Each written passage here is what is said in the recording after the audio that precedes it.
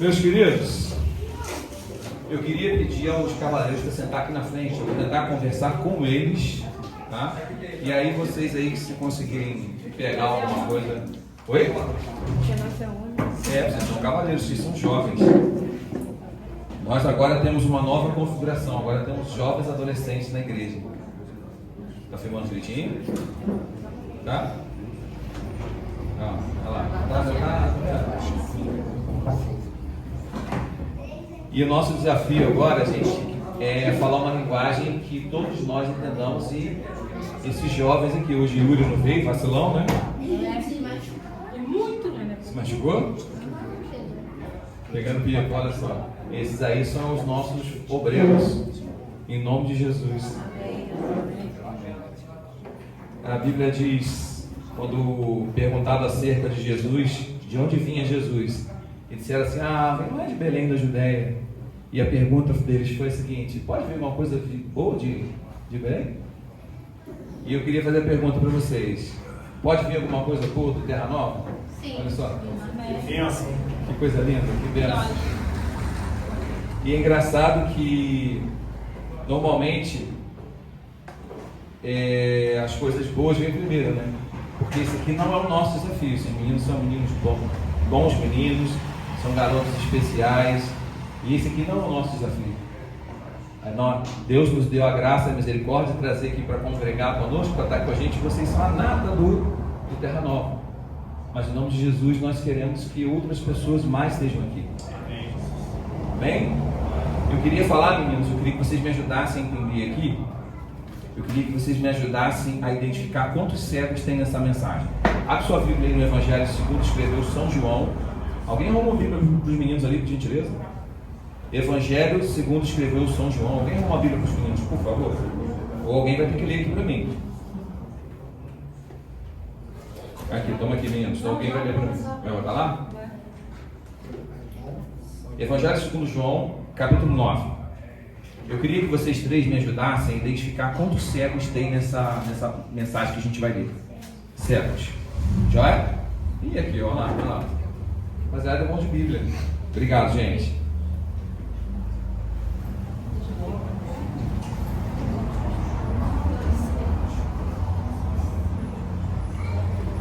O que está escrito no começo do capítulo 9 de vocês aí? Em cima aí, criança. Hã? Caminhando. O meu está escrito o seguinte: Jesus cura um cego. Quantos cegos Jesus cura? Quantos cegos Jesus cura? Um, certo? Vamos lá. Ao caminhar, Jesus viu um cego. Quantos cegos Jesus viu, criança? Um. Jesus viu um cego. De nascença. Você sabe o que é um cego de nascença? Nasceu cego. Porque para alguém que já viu, acho que deve ser pior ser cego, não deve não? Porque você já viu, você de repente não vê mais. Só que o cara ele nasceu cego, ele nasceu nas trevas. E a gente, engraçado que essa foi a passagem que a gente falou sobre as crianças ali na semana passada. E seus discípulos lhe perguntaram o seguinte: Rabi, ou na Bíblia de vocês pode estar escrito mestre ou professor, quem pecou para que esse homem, quem pecou, está escrito mestre? Quem pecou, esse homem ou seus pais, para que nascesse cego? Jesus então respondeu: nem ele pecou, nem os seus pais, mas foi para que a obra de Deus fosse revelada na vida dele. Eu devo fazer as obras daquele que me enviou, enquanto é dia. A noite vem, quando ninguém pode trabalhar. Durante o tempo que eu estiver no mundo, sou a luz do mundo. Tendo dito essas palavras, Jesus cuspiu no chão, fez barro com a saliva, com um cuspe, em seguida passou nos olhos do cego aquela mistura e ordenou para ele: vai lá no tanque de Siloé, que significa enviado, e o cego foi, lavou-se e voltou vendo. Portanto, os seus vizinhos, ele foi para casa, né? E aqueles que o conheciam como cego diziam: não é esse o homem que costumava ficar sentado mendigando? Alguns afirmavam: é ele mesmo. Outros comentavam: apenas parece com ele. E ele mesmo, entretanto, assegurava: sou eu mesmo, eu sou o homem. Por esse motivo, indagaram-lhe como foi, lhe perguntaram, né? Como seus olhos foram abertos? E ele respondeu que um homem chamado Jesus misturou terra com saliva ou com cuspe, ungiu os meus olhos e disse-me: vai-te ao tanque de Siloé. Então eu fui, lavei-me e recebi a visão. Em seguida eles perguntaram: onde ele está? Respondeu: não sei. Então levaram o homem que fora cego até a presença dos fariseus. Os fariseus aqui, crianças, são os pastores da época. Levaram ele para a igreja, porque ela tinha uma grande igreja onde todas as pessoas iam para poder orar naquela igreja. Tinha outras igrejas, só que tinha uma grande igreja que tinha os grandes pastores. E aí levaram esse cego lá. Versículo 14: e era sábado quando Jesus fez aquela mistura de barro e abriu os olhos do homem cego. Então os fariseus, que eram os pastores daquela igreja, também lhe perguntaram: como receber a visão? Como você passou a ver? O homem tornou a explicar: ele aplicou barro nos meus olhos e agora vejo. Por esse motivo, alguns dos pastores diziam ou alegavam: este homem não é de Deus, porque não guarda o sábado. Outros murmuravam: como pode um homem sendo pecador realizar um milagre desses? E novamente houve divisão entre eles. Até aqui. Amém? Amém. Feche seu olhinho aí. Pai, em nome de Jesus, te louvamos, ó Senhor. Te louvamos pela tua presença manifesta em nosso meio. E queremos te pedir, Senhor, conduz-nos através da tua palavra, Pai. Conduz-nos, ó Pai, de maneira tão simples e clara, Senhor, que desde o mais velho até o mais jovem possa compreender a revelação do teu evangelho. Descortina os nossos olhos, como fez aquele cego, Jesus, e faz-nos enxergar a tua luz. É o que eu te peço e te agradeço em nome de Jesus. Amém. E vocês estão aí mesmo, hein? Vamos lá. Eu queria falar sobre uma multidão de cegos. Tem uma multidão de cegos aí, que a gente acabou de ler? Tem uma multidão? Quantos cegos tem aí? Um cego? Vamos lá então. Eu queria falar primeiramente sobre o seguinte. Quando, acompanha o versículo 1 aí. Passando Jesus, viu um homem cego de nascença, e os seus discípulos lhe perguntaram: Rabi, quem pecou, este ou seus pais, para que nascesse cegos? Por que isso? Vamos lá. Antigamente tinha-se a crença de que o pecado do pai visitava o filho até a terceira e quarta geração, lá por causa daquela leitura equivocada de Gênesis. E até hoje essa leitura equivocada ela é vigente na nossa igreja, porque até hoje tem gente que acredita em maldição hereditária. E a gente vai enxergar, segundo a luz da Bíblia, exatamente sobre isso.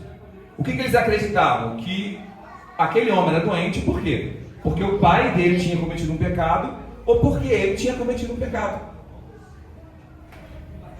Jeremias, só pra gente contextualizar. Gente, deixa eu falar um negócio com vocês.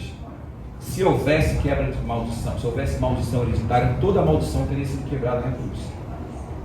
Se o sangue de Jesus não tem poder para nos libertar da maldição, não tem nada no mundo que tenha. Não tem encontro de G12, não tem final de semana guardando o sagrado silêncio, que é capaz de quebrar a maldição. Toda maldição foi quebrada onde? Na cruz do Calvário. É isso que o apóstolo Paulo fala. Riscando toda a célula de maldição, cravando-a na cruz. Mas havia essa crença por causa de um provérbio de Salomão. Salomão dizia o seguinte: os pais comeram uvas verdes e os dentes dos filhos se embolotaram. Salomão estava falando o quê? Os pais fizeram coisas erradas e os filhos sofreram as consequências. Isso acontece, para pensar comigo pelo seguinte. Renan, me ajuda a entender aqui. Se você tem um pai que fuma, você vive num ambiente de gente que fuma. Para você, fumar vai ser uma coisa natural, certo? Aquilo pode gerar em você uma reação igual, ou seja, vou passar a fumar porque é uma coisa comum, ou pode criar uma aversão em você. E é o que muitas das vezes nós cristãos chamamos de maldição hereditária. Você é criado num ambiente onde a prática do roubo é comum. É comum para você. Tipo, sei lá, você se candidatou e agora é um senador. Tipo assim, lá a prática do roubo é comum para você. E aí você acaba, como é que se fala no estado, né? Papagaio que acompanha o João de Barro, vira o quê? Ajudante de pedreiro. Então, esse é um dos primeiros equívocos que eu já vou voltar a falar com vocês. É só porque às vezes a gente vê cristãos que se dizem servos do evangelho batendo na cabeça e gravitando nisso. Outra coisa que acontece muito, você tem uma genética. Você não foge da sua genética. Por exemplo, a Joyce é comprida, alta, magrela. Por quê? A irmã dela tem esse perfil, as minhas irmãs têm esse biotipo. Eu, antes de casar tinha esse biotipo, agora não mais, né? A gente vai casando, vai encorpando, vocês vão chegar lá. Isso é uma tendência genética. Doenças, normalmente tem tipos de enfermidade que elas são passadas de pai para filho. E aí você ouve assim, meu avô morreu de câncer, meu pai morreu de câncer, eu tenho câncer, maldição hereditária. Congenitismo. Parte dessa carga é genética, parte dessa carga é costume, é ambiência. Quando você vive num ambiente de erro, a tendência é que você entenda que aquilo é erro, que o erro é normal. Então a gente acaba vivendo uma vida de erro, e aí alguém diz que é o quê? Maldição hereditária. Vamos ver o que o profeta Jeremias, se você for muito rápido, Jeremias 31, 29 diz a esse respeito.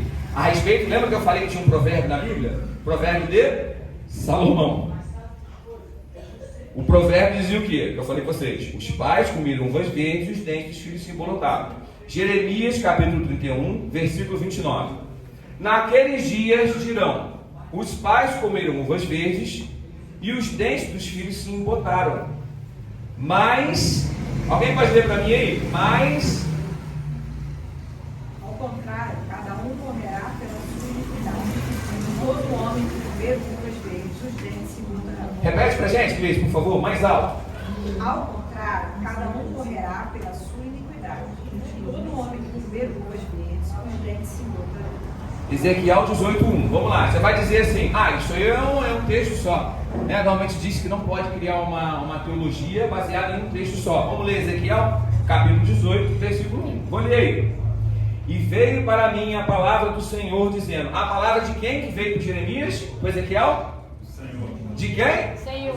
E veio para mim a palavra do Senhor, dizendo: que pensais vós, os que usais esta parábola sobre a terra de Israel, dizendo: os pais comeram uvas verdes e os dentes dos filhos se embotaram.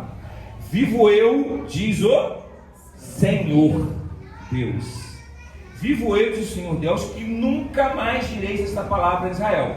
Eis que todas as almas são minhas, e como a alma do pai, assim também a alma do filho é minha. A alma que pecar, essa morrerá. Se você rasgar o Ezequiel da sua Bíblia, se você rasgar o Jeremias da sua Bíblia, você não pode rasgar o Paulo dizendo que toda a cédula de maldição foi cravada na cruz do Calvário. Não é o tema da mensagem, mas eu aproveitei para a gente poder desmistificar isso. Não, cristão do Evangelho não acredita em maldição hereditária. Toda a maldição foi quebrada na cruz.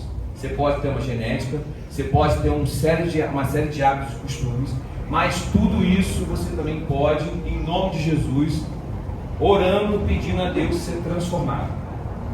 Por que eu queria falar sobre isso? Porque isso é uma tendência só daquela época, certo?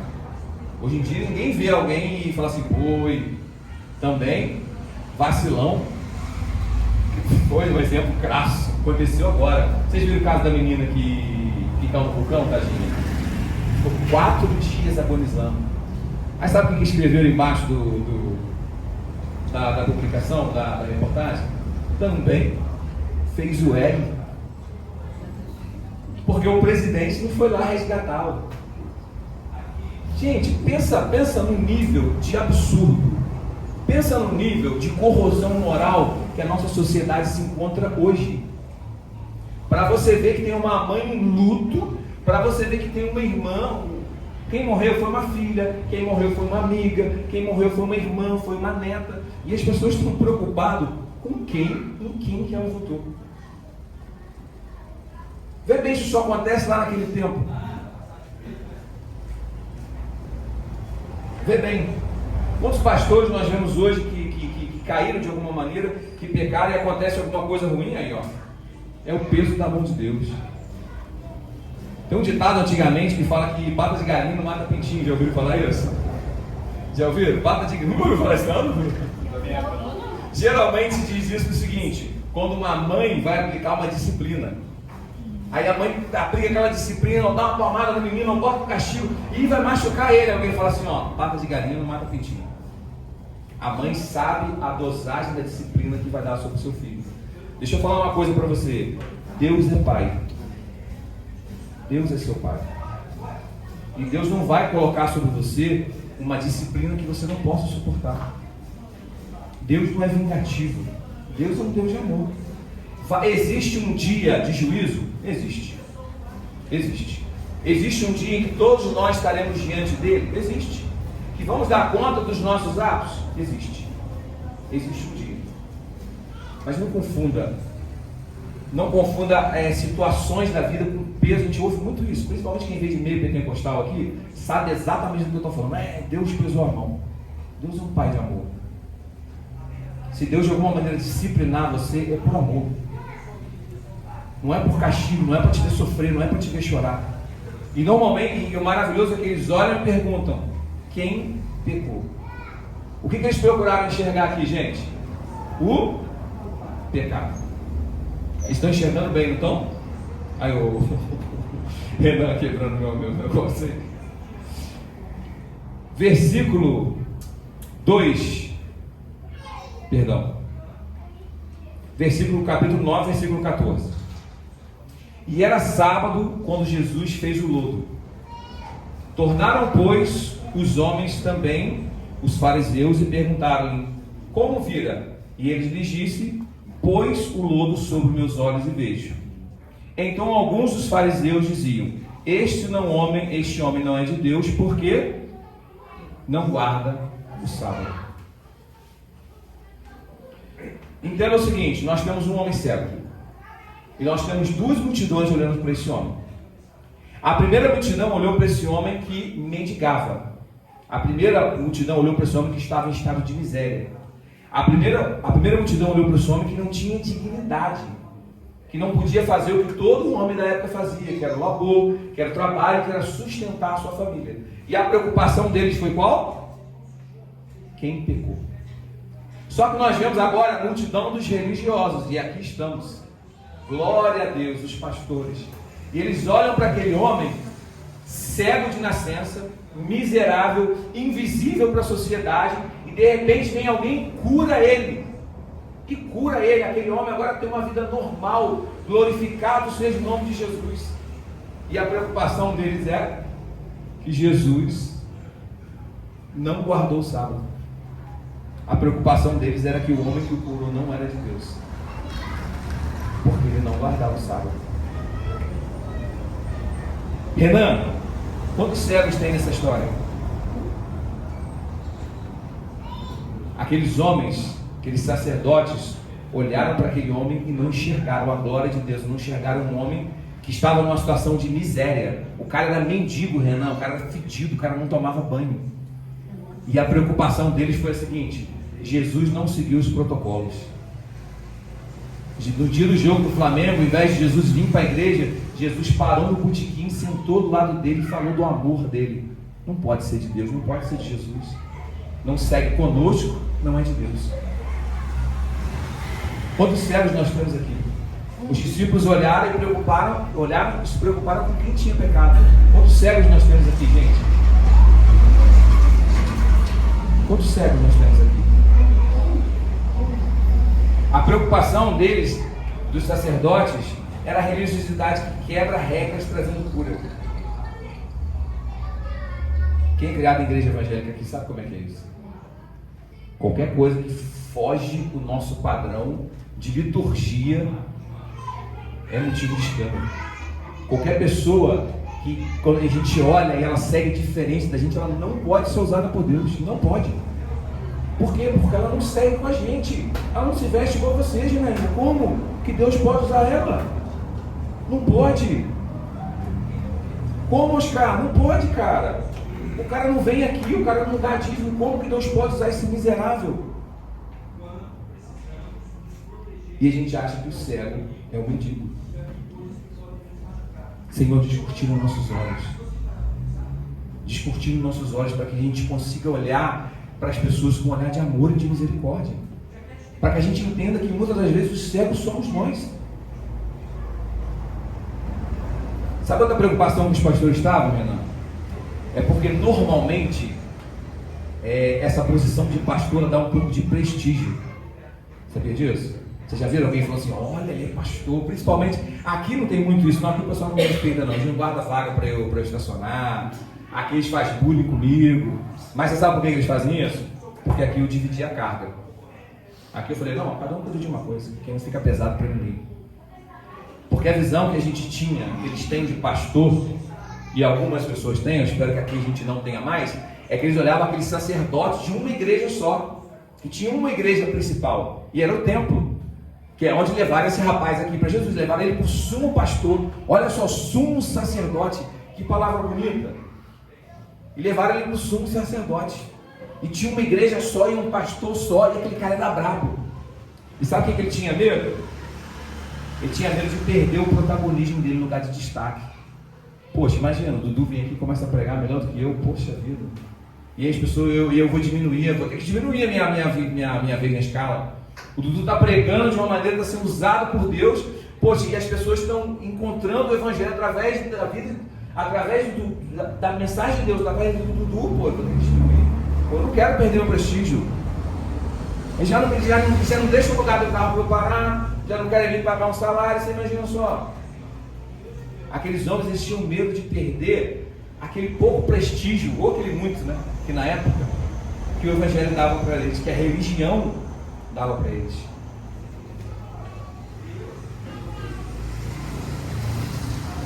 E sabe o que essas duas multidões tinham em comum? Nenhum deles conseguia enxergar Jesus em forma de necessitado, nem que ele caísse na cabeça deles. Não é isso que a Bíblia diz? Vamos lá, eu vou falar para eles, porque todo mundo aqui tem certeza que já me ouviu falando 500 mil vezes sobre esse versículo. No último dia, Jesus vai dizer assim: olha, vós que estáis na minha esquerda, ide para o fogo do inferno, preparado para o diabo e seus anjos. Por quê? Porque eu tive fome e vocês não me deram de beber. Porque eu tinha sede e vocês não me deram de beber. Porque eu estava nu e vocês não me vestiram. Eu estava estrangeiro e vocês não me acolheram. E aí a pergunta deles vai ser qual? Senhor, quando te fizemos isso? E qual é a resposta de Jesus? Quando vocês fizeram isso pelo menor dos meus pequeninos, vocês deixaram de fazer comigo. Eles não enxergaram a oportunidade que Deus tinha dado a ambos de ver a glória de Deus, de serem, como o Dudu orou aqui, serem aqueles que reproduzem o amor de Deus. Essa multidão tinha muito em comum. Eles eram mais cegos do que o homem que não enxergava. E eles não conseguiam ver a glória de Deus, nem que ela caísse na cabeça deles. Lucas 18, 38. Jesus encontra com outro cego.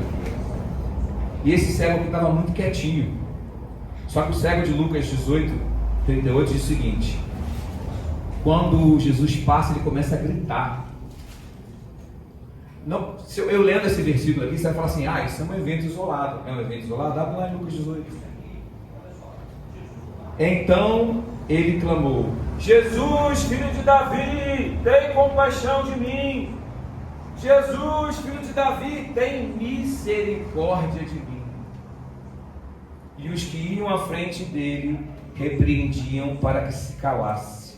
Mas ainda alto ele gritava: Jesus, filho de Davi, tem misericórdia de mim. O que é misericórdia, gente? Vocês já ouviram falar isso aqui? O que é misericórdia, inglês? Me ajuda, não? Não lembra? Tá tímido? Misericórdia é coração na miséria. O que aquele homem pedia era: Jesus, coloca o seu coração na minha miséria. E ele estava diante de mais uma multidão que não conseguia enxergá-lo. É modus operandi. Eu acho que é modus operandi da maioria de nós. Cegos. Cegos sem enxergar, sem enxergar a visitação do Senhor. Eles não enxergavam que o que era importante de fato era que com Jesus, com rituais ou sem rituais, nós temos que ser melhores do que éramos. O que Jesus fez para aquele homem foi tirá-lo do reino das trevas, literalmente. O apóstolo Pedro fala, né? Que Cristo nos tirou do reino das trevas e nos transportou para o reino da sua maravilhosa luz. Mas esse cara, Cristo, transportou do reino das trevas para o reino da sua maravilhosa luz e depois o transportou do reino das trevas novamente para o reino da sua maravilhosa luz.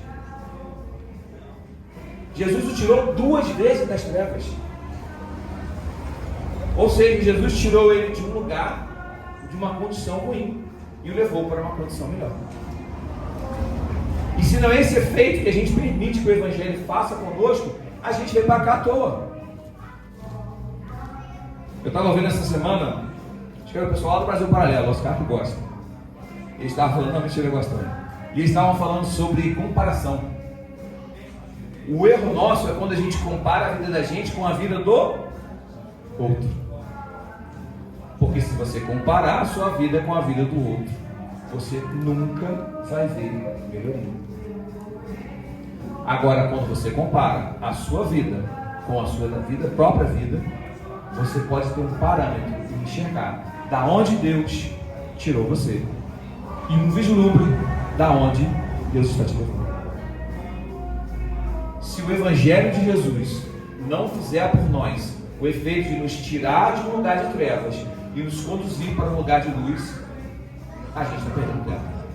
A gente é só um monte de religioso.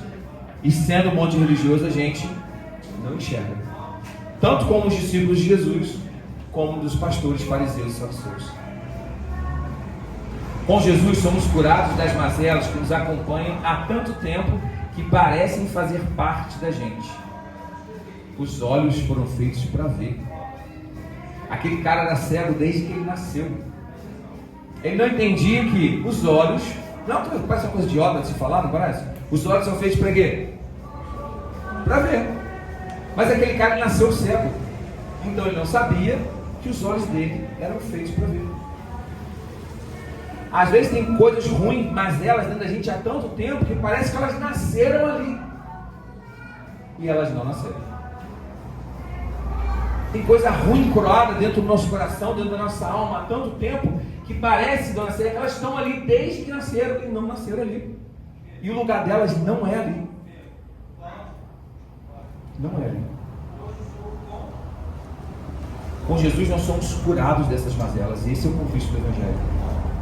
É para que a gente se permita que Deus tire a cegueira espiritual, que Deus tire essas mazelas dentro de nós e nos cure. Você imagina se Jesus dissesse assim: vem cá que eu vou te curar. Falar: não quero não. Por quê? Porque está cômodo ser cego. Parece um troço idiota, não parece? Se você fosse cego, você pediria para alguém não te curar? Sim? Você pediria: não me cura? Você pediria: me cura? É óbvio. Isso é óbvio. E por que a gente às vezes carrega mazelas tanto tempo, tantos anos dentro do nosso coração sem perceber? Por que a gente calcifica às vezes tanto mal dentro da gente?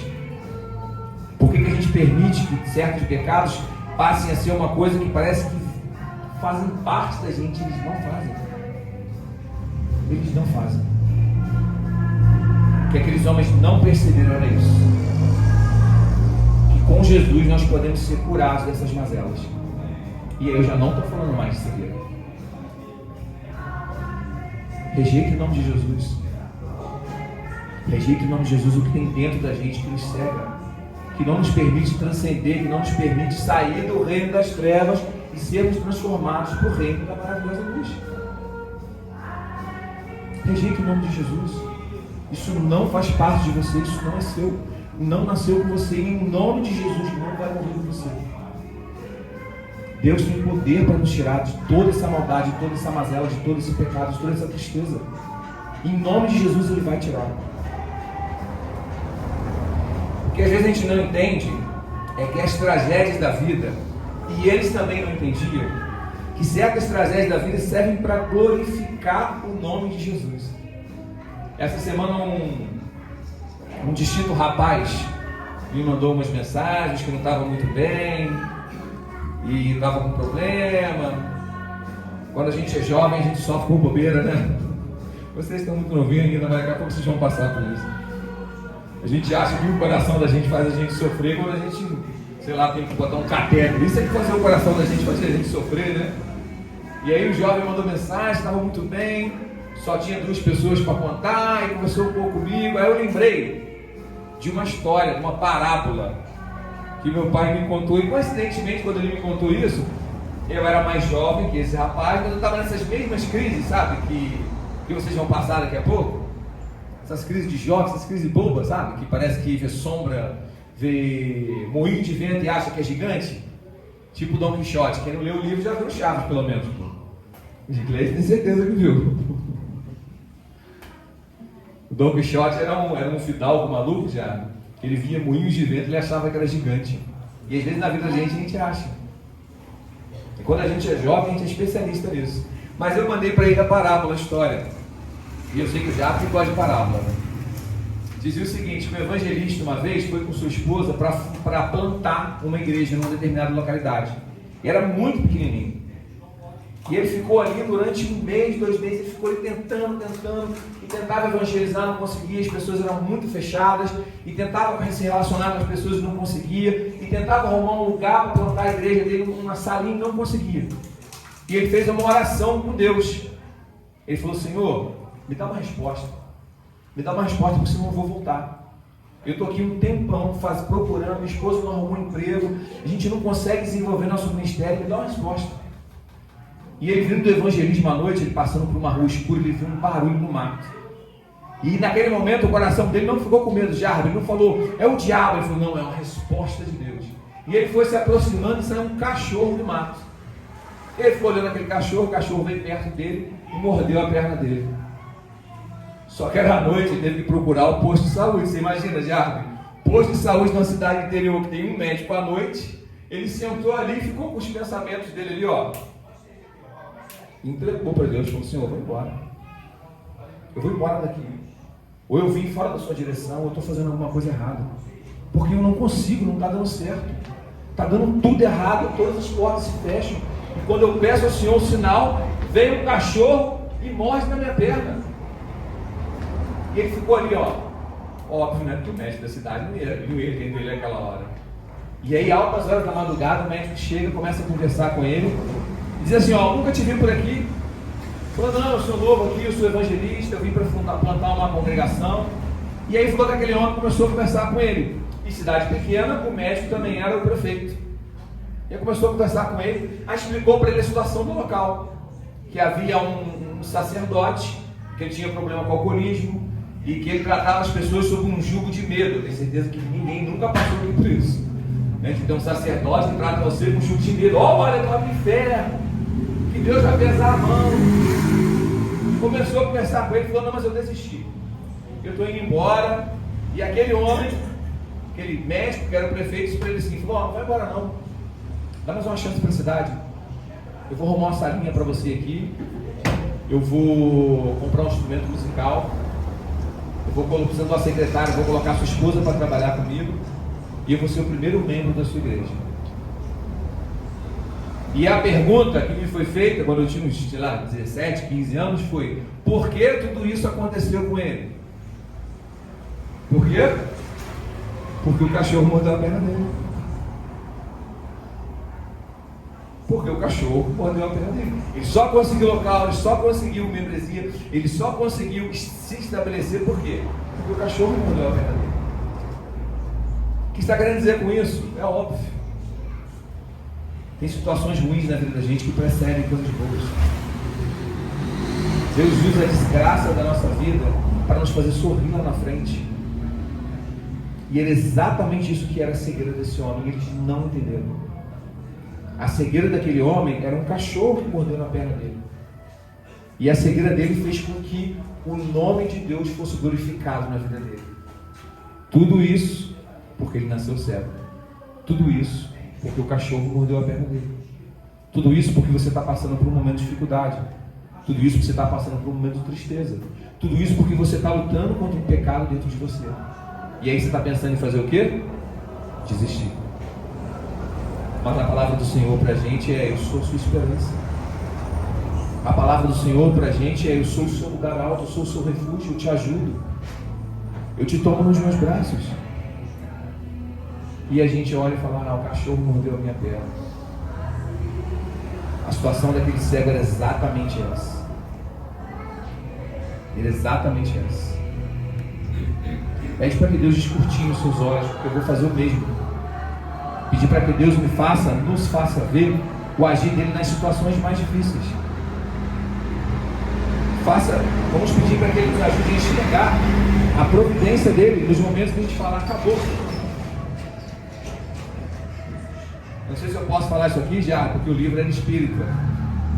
Mas eu li um livro, eu não sei se foi o Fernão Capelo Gaivota ou se foi no As Aventuras do Messias Indeciso. Foi na Aventura do Messias Indeciso. Dizia o seguinte: o que a lagarta chama de fim, o mestre chama de borboleta. O que aquele homem chamava de uma vida miserável, Deus chamou de oportunidade para que o nome de Deus fosse glorificado. A situação que às vezes a gente passa de tristeza, de agonia, é a mesma situação que Deus vai usar para glorificar o nome dele. É nos levar do lugar de trevas para o lugar de luz. Nos levar de um lugar de tristeza para o lugar da promessa dele. E essa história tem uma conclusão boa. No versículo 9, no versículo 5 do capítulo 9, Jesus diz o seguinte: enquanto estou no mundo, eu sou a luz do mundo. E Jesus abriu os olhos daquele homem, não só para que ele enxergasse a luz, mas ele viu a luz do mundo. Amados, que o Senhor nos descortine os nossos olhos da cegueira e que a gente consiga enxergar Ele, a luz do mundo, nas situações mais adversas, porque Ele é a luz.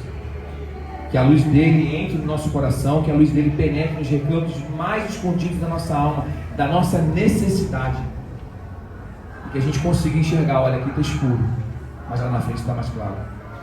Aqui está difícil, mas ali na frente o Senhor está me prometendo vitória. Eu estou em tristeza, mas eu tenho certeza que o Senhor vai me fazer sorrir. Eu ainda estou vivendo em pecado, mas eu tenho certeza que Deus vai me libertar, que Deus vai me transportar do reino das trevas para o reino da sua maravilhosa luz. Aquele homem não passou só a enxergar, gente. Eu diria que o menor dos milagres que aquele homem presenciou foi a cura da cegueira. Porque na verdade, quando aquele homem, os olhos dele se abriram, ele viu a luz do mundo. Amém? Que a gente possa enxergar essa luz. Que a gente possa pedir que Deus nos dê discernimento. E discernimento para quê? Para ver nas situações mais adversas da vida a mão dele agindo em nosso favor. Que a gente possa entender que, independente das dificuldades, aquilo ali não foi posto para a nossa morte. Todos os momentos de dificuldade na nossa vida, todas as mazelas foram postos para que o nome de Deus seja glorificado na nossa vida. Amém? Graças a Deus. Eu vou pedir para o nosso evangelista Jairo vir aqui. Se você sentir o desejo do seu coração de receber uma oração, o Jairo vai orar por você. Em nome de Jesus. Se você estiver passando por algum momento de dificuldade, se você estiver passando por algum momento de tristeza, se você está se sentindo sozinho, se tem algo dentro de você que não faz parte de você, que não é seu, que você quer rejeitar, vem aqui que o Jairo vai orar por você. Eu vou ficar aqui para o Jairo orar por mim, você ora por mim, já. Só não faz um manifestar não, que vai ficar feio também.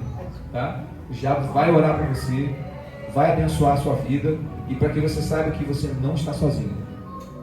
Você não está sozinho. Existem pessoas aqui que estão dispostas a caminhar com você. Existem pessoas que estão aqui dispostas a orar por você. Amém? Vou te pedir, se você quiser, se coloca à frente, eu vou ficar aqui do lado que o Jairo vai orar por mim. Vamos lá.